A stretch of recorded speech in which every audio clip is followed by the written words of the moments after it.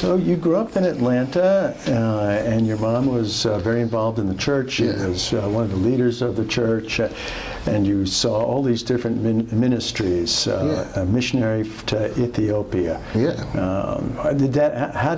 What impression did that make on you? Well, it made no impression then. And so that's where kind of at 16, my mom was a very loose, I wouldn't want to call her a nominal, but she was not a very pushy Christian. So her method of evangelism is if you train up a child, we use that sentiment. They know when they know the Lord, and then they will come back no matter where they went. And so my mom never pushed faith upon us. She let us explore different faiths. And so one of the exploration of our faith, me and my brother explored, was the Nation of Islam and what we call the 5% Nation. And so in the midst of that, my mom never said you had to go to church. When we turned 16, we were able to make those type of decisions on our own. And so in my raising, I would say that was probably one of the worst mistakes. My mom. Did you join the Nation of Islam? I did. And also a 5%er. So, and then in the midst of that, by the time I was 17, I was selling drugs on the street to fit into the lifestyle of the identity that I was being shown. And so being a Muslim and selling drugs doesn't seem to go together. Well, it does in the background. They don't say it too much in the forefront in the Nation of Islam, but that's where they do most of their recruiting at, is through gangs and drugs. And the 5%ers, that was a gang? Yes. Mm-hmm. Yeah. What kind of gang was that? They deal drugs. It basically is based on your identity. So they try to, like most gangs do, the formula of a gang is create family, create identity, and then create buy-in. So that's what they did with those. So they would tell us how important we are as young black men. They would pour into us mentoring, and then they would tell us how to make money their way. So. So between being a member of a gang and then being a Muslim, you became a Muslim? Yeah, I became a Muslim. My brother went a little bit further. By the time he was 19, he changed his whole name. He went from Winfred Johnson to Raleigh Amir Rockman.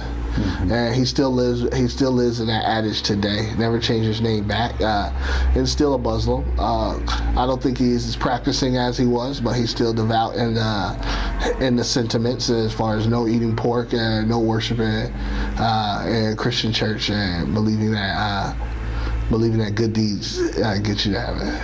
And how did your mother take all of this? My mom is super supportive of everything that we ever thought or done, because basically in her age and her generation, the gospel wasn't supposed to transform every aspect of people. It was just supposed to help them and pertaining to life. And growing up in a black community, that's what you get a lot of, just coming out of mostly. My mom's a generation away from her mom. Her mother was picking cotton in the fields. Mm-hmm. So Christianity was not, and being in church was not as vital as it is today. But we hear that, and the advancements that we've made through understanding the Word of God to sharing the gospel. Mm. Where is she today? She actually lives in Panama. Oh. Yeah, she retired in Panama, so the church treated her very well. And so she has a pension, and she's been living in Panama almost 5 years. And affiliated with the church? Not at all. No. Anything I'm doing. So we really push her when she comes over to come to church. So she always goes to church. She's used to a mega church, so going to smaller churches do not fit her. She likes the leadership and the teaching that comes from being in a mega church environment. So when she goes to a smaller church, that's a little bit different when it comes to that aspect of her following faith. Mm-hmm.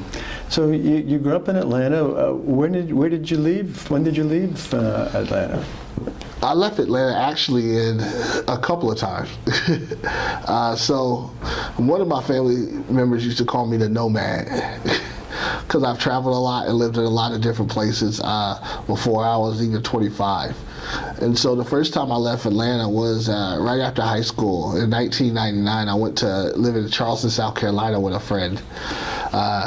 And I had to come home because I caught the chicken pox and we were staying at his mom's house. So, How old were you? Oh, I was 19 years old. So, went to South Carolina to live with a friend. To get the chicken pox. That's what I said. And, I say I got chicken pox in South Carolina. So, and so I came home. My mom nursed me back to health, and I stayed in Atlanta for a couple years. Then I went to jail a couple of times as I was living there. So my mom didn't know the things that I was doing. So I was selling drugs on the streets, and I would come home on the weekends. And that's how you got arrested? That's how I got arrested, yeah. Mm-hmm. So one of the times I got arrested, in Atlanta, the culture for young teens and teenagers is a little bit different in most major cities. So bars at 18, you could go into bars at 18. You can't drink, but you could go into them. And so they don't have a 21 and up rule. And so you could do whatever, you could go into basically any bar environment. So a lot of teenagers will always hang out in what we call in Atlanta. They shut it down now, called Buckhead. It was pretty popular back in the 90s and the early 2000s. And so I got arrested there the first time selling drugs. Wow. And what happened then? I went to jail. I got put on probation, and then so Atlanta has a very high crime rate, and so probation officers, if they don't, it's not a spoken policy. If they don't contact you or respond to you, they drop the probation, and because they have just way too many criminals coming in and out of their court systems. Well, and how did you get out of all of this? Well, they have this criteria called pretrial. And so I went again. I went to jail again, actually. For selling drugs again? Well, I was in a car with a gun at that time. And so... Well, wait a second. How did you get into a car with a gun? I didn't know the car was in the gun. I was selling drugs and I was at a hotel, and we got in the car with a gun. And the gun was underneath the first seat, and the lady had a hatchback, and nobody would claim the gun, so everybody who was in the car went to jail that day. And so I spent 90 days in jail waiting a trial, and then they would not reduce my bond. So the next thing I know, I get out when my mom makes bond for me, and then they dismissed the case. And so because the person whose car it belonged to never showed up for court, so they couldn't charge anybody. So another technicality by the grace of God. And then what happened? So then I moved to New Jersey. So I got sick of going to jail, getting arrested, not making much things of my life. I call it my ridiculous points. And so I stopped selling drugs, and I moved to New Jersey, got a job, and actually moved in with my father, and was working day in and day out. But one of the things that's very cultural in New Jersey is the drink. Everybody drinks. And so I started to drink heavily in those times. And so in those times I started to develop a tendency to be an alcoholic in that time. So from 2005 to 2008, I stayed in New Jersey, and then once again I got a call from my friend that said, "Hey, move down to South Carolina again."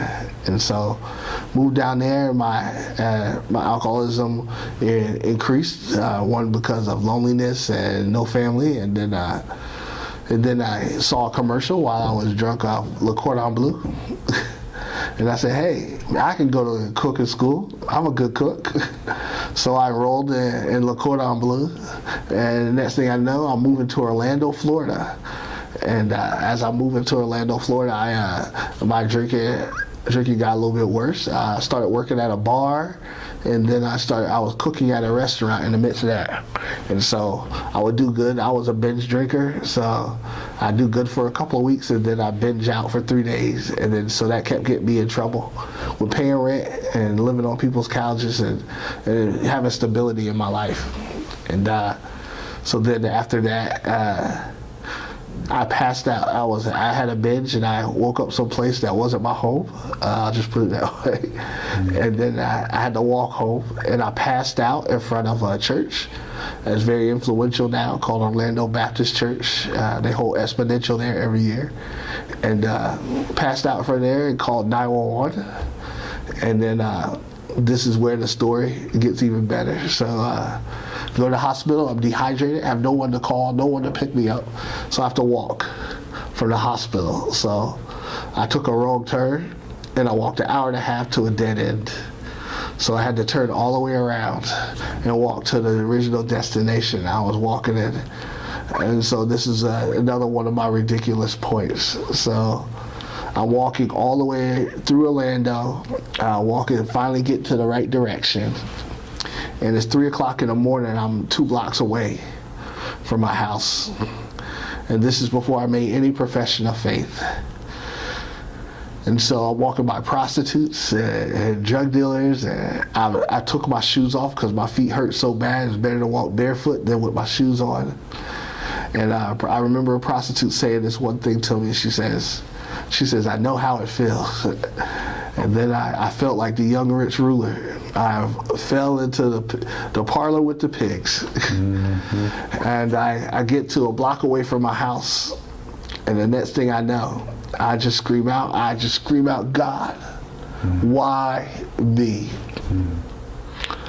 That was the moment that I knew I reached the end of myself, reached the end of who I was.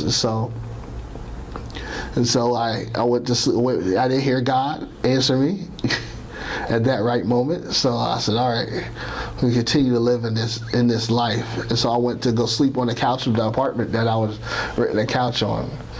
And I heard an audible voice call my name, Carl.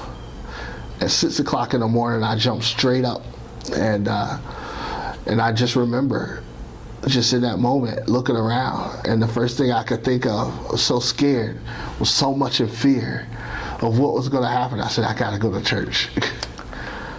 So I went to church that morning, and I saw a story of a guy just like me. He was white, he was homeless, he was an alcoholic, and he talked about how God delivered him from alcohol. And I said in my heart, I said, I want that God.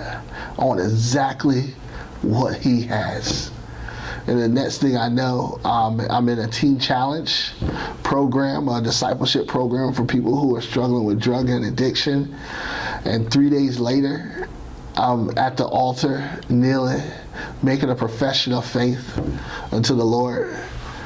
And then the next thing I know, I'm thrown into ministry and serving him. And so that was in 2010. Right. And here we are, 2018. What a story.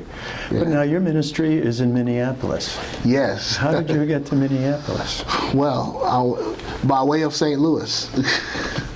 So my first call to a local church was to help a local church here in St. Louis called Middle Tree Church. I was on the church planting team when that church first started, and I worked as his associate pastor. And so it was one of the hardest things I've ever done in my life.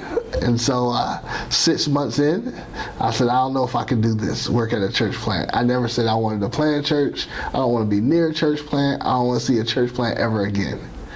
And so what was so hard? I was losing my fire for the Lord, losing my spark for what he wanted to do. It was day in, day out. Every time I would worship, I would just cry because I was in so much agony of not seeing any freedom in my worship. And that's how I connected with God, was in the middle of worship. And if I felt like it was just work, I was not serving him. And I felt like this was just a fleshly move for me. It wasn't the thing that he wanted me to do. And so in the midst of that, when I got some breakthrough, I got a job at Joyce Meyer's ministry at the St. Louis Dream Center, and I was working with them, helping men who were just like me, who were on drugs and alcohol, and counseling them out, and being a counselor for them, and teaching some basic biblical courses within that ministry. And so that brought me some life. And then I just knew it was time for me. That church wasn't for me, and so working in a local church wasn't for me, but it was. But at that point in time, it was a very good learning experience. So I spoke with the pastor. I sat down with him. I told him how much I appreciated him and how much I loved him, and I thanked him for such an opportunity. But I know, like, this is just not working for me. And then 2 days later, I got a call from a recruiter who a guy wanted to hire me in Ohio. He had an established church. I said, okay, I'll do that. I won't work at a church plant, but I'll work at an established church. And lo and behold, I moved out there to Ohio, Lima, Ohio, between Toledo and Dayton. And while I was out there, this is where an old pastor used to tell me, he said, Carl, when you see God moving, you stay right there and don't move. And so we were moving in, we were working with food insecurity within the church. And so I was running a soup kitchen and food pantry, so my culinary schools came back. And then I was able to build a team and pour out a vision to them that we were going to end food insecurity, one child at a time. And the next thing you know, we're serving 25,000 meals out of a 200-member church to a community that's 40,000 people. And so we were making a mark, really, in an area. And I just said, me and my wife looked at what was happening in the midst of this, and I said, what if we could do this in major cities? What if we could do this in 10 major cities? We could build a vision with people and make a mark, and they could see Jesus moving through their households. And so we embarked on a prayer journey, and we would pray every night. One of the prayers we would say, God, as you provide for us, provide for others. And then it started to transform. Instead of saying, God, you provide for us, provide for others, to God, help us provide for others as you provide for us. And it started to change our heart in the midst of that. And so every meal that we had, me and my wife sat down, we would remember people, and we would try to figure out ways how we could help people break systemically the problems. And so that was one of the major life changes for us. Just a constant prayer in the midst of our meal, which brings so many big implications on the Lord's table for us. And it was just a beautiful setting to see God move in our hearts in that. And so next thing I know, my pastor's like, all right, Carl, there can only be, it's time for you to captain your own ship. And he says, I know you have a dream of doing something, so let's talk about what that means. And I met a group called Urban Islands Project, and they say if you Google any city on a map, you'll see an O in the middle of it, and they call it the Urban O. And Minneapolis, St. Paul was one of the cities that they were doing. They were doing Denver, and we couldn't move to Denver because I have a trait. I have a trait that makes my blood thin at higher altitudes, and the sickle cell trait is in me. So, and then my wife was pregnant with our son, and so I said, I'm not moving my wife and my son while she's pregnant to a new city where I may not even know if I can breathe yet. And so that was one of the things that happened. And then he said, Minneapolis, St. Paul is launching the next year. And so it was a cohort-based church planting. So you'll be with 10 church planters planting all at the same time. And so in the midst of that, that's when I moved to the Twin Cities, me and my wife. We visited 4 times. What does the O in the city mean? What did the O in the city mean? Well, so the O means is where the presence of God is not. Oh. It's like a donut. So like you would do a Google map search, and you'll see there are no churches saturated in the middle of that city area, and you'll see nothing but churches outside of it. There'll be thousands of churches outside of it. In many cities, that's how it was. You may have a sprinkling of churches, but it wasn't a saturation of churches. And so the Urban O represents that. It represents the presence of God moving into the city again. One of the things that we all know, if we say it, the city is a refuge for the sinner. sinners move here for a reason, so that they can do whatever they want. And so the city is a refuge, and church plants need to move here so it becomes a refuge for God. And So Minneapolis was one of the places. Minneapolis, St. Paul was one of the places. And so Minneapolis is very attractive. It's like Seattle. It's an attractive city. People like to move. It's very innovative. And then we have St. Paul, which is the sister city, and St. Paul is very, very old, very historic. St. Paul is made up of 17 neighborhoods that has around 16